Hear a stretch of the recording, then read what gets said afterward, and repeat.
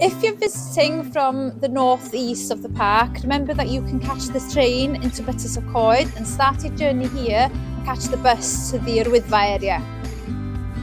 If you're driving to Betws y Coed and parking here, remember to download the Parcio Eryri app where you can see how busy the car parks are in real time.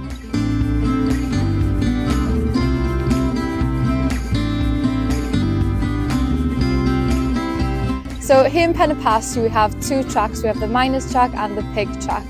And as an advice that we give everybody, we ask everybody to prepare well in advance. That means bring plenty of warm clothing because the weather can change very quickly here in the mountains. It could be sunny at one time and then windy the next time. On your way up, we do ask you that you keep your litter with you, to put it in your bags and bring them back to your car and take them home with you, as we are very, very limited with the amount of litter that we can take in, especially with food peels such as orange peels and banana peels, as they do not biodegrade as quickly as you think they do.